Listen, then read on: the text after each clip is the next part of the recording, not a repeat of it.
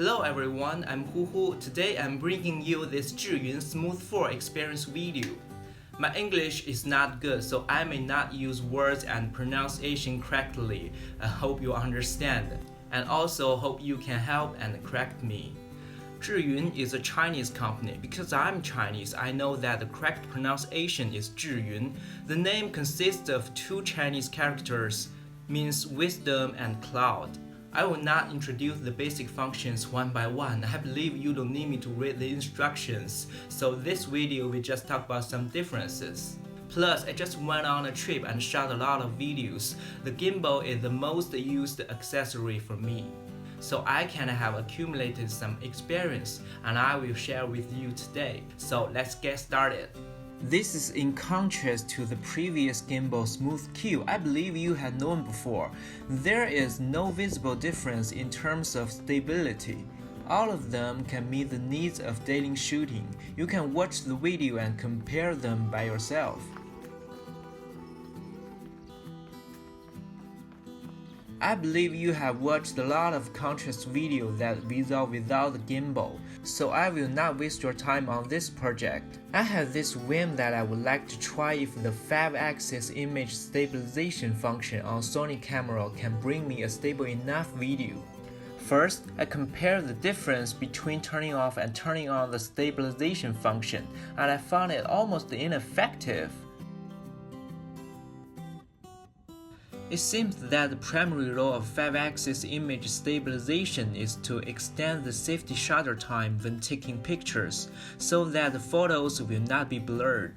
But when you take video, this function is almost useless. Of course, one of the reasons is the camera is heavy and my hand is not easy to hold on, but overall it is much less stable than using gimbal.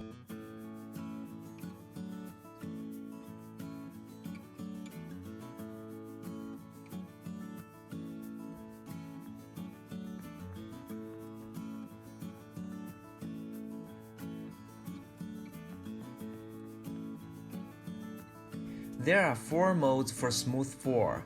The locking mode is the same as before.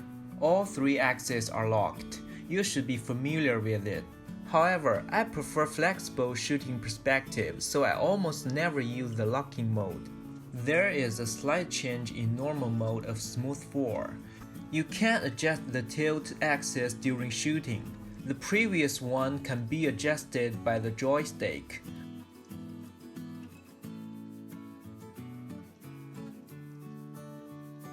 Of course, if the tilt angle is not correct, you can adjust it like this. Very simple. If you press and hold the lower part of the back button, you should keep pressing it, and then it will become full follow mode. That is, the tilt axis will automatically and smoothly adjust according to the direction of the handheld, like this.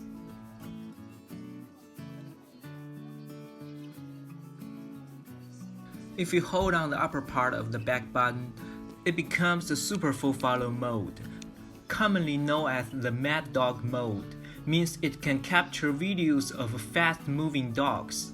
Because the mad dog is pronounced Fenggo in Mandarin, that is why this mode called Fenggo in the English version.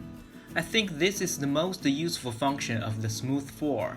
In simple terms, like turning gimbal into a selfie stick that can move quickly and capture what you want to shoot. This is very useful. For example, this video clip was taken while I was traveling sitting in a car and shot with the gimbal.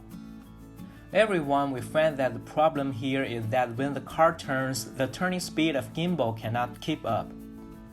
Now that we have the Mad Dog mode, we can solve this problem very well. Of course, some people may question that the gimbal has become a selfie stick. Can we keep it stable while shooting video? However, I felt that the Mad Dog mode still has stable effect. Although it's not stable as the normal mode, it's still much better than just handheld.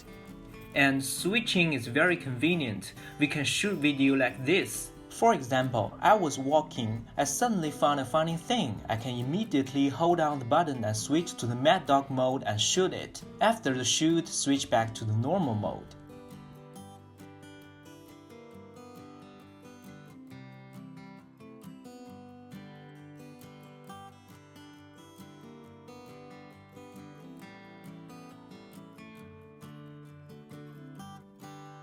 Besides, ZHIYUN's app has made a lot of progress. I only use the beta version now.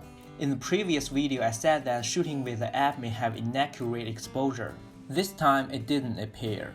And in the previous version, the zoom function was utterly useless. It may not be visible from the video. Like, I dialed the joystick but didn't respond, or waited a long time to respond. I didn't release the joystick but it stopped. However, the zoom function of Smooth 4 is at least sufficiently usable. The response is very sensitive and the zoom is very smooth.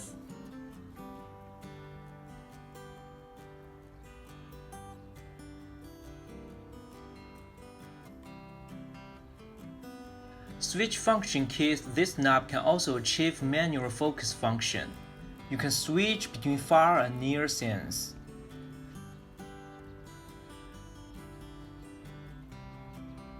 You can also shoot this Hitchcock mobile zoom, moving as much as possible to keep the size of the foreground while zooming, changing the sense of perspective.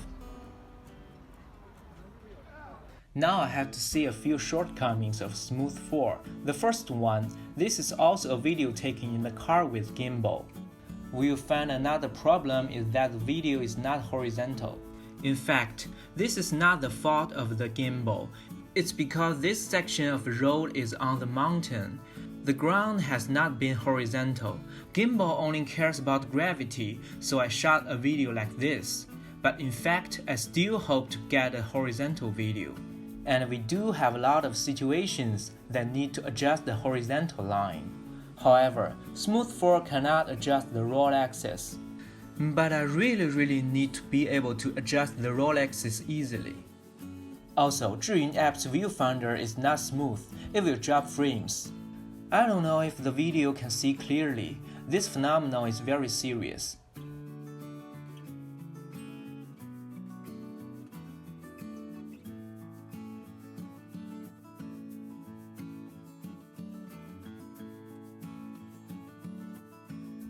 But don't worry too much, the generated file is normal and smooth.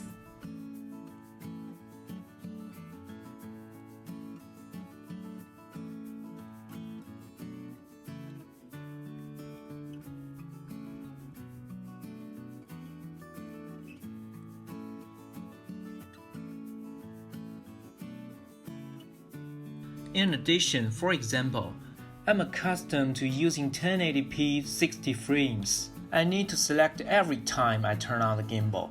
If I forgot the selection, it becomes 720p 30 frames. This is a small problem, but it's really annoying and I hope it can be fixed as soon as possible. This hotkey is used to switch between the front and rear camera, but just select before shooting, cannot switch during the shooting. I don't know if this feature is too hard to implement. I didn't see any other app has this function. Anyway, I really didn't expect this Smooth 4 will have such a big change. Added many useful features, app has also improved a lot. But Smooth 4 is not perfect. I can feel that the release of this product is a bit hasty. For example, some hotkeys are a bit wasteful, like I want to view the albums, I only need to touch the phone with my hand. It's very convenient, no need to design a hotkey specifically. And if the app allows users to customize hotkey functions, it must be very good. Okay, thanks very much for watching. If you like my video, please give me a thumbs up and subscribe to my channel. See you next time. Bye bye.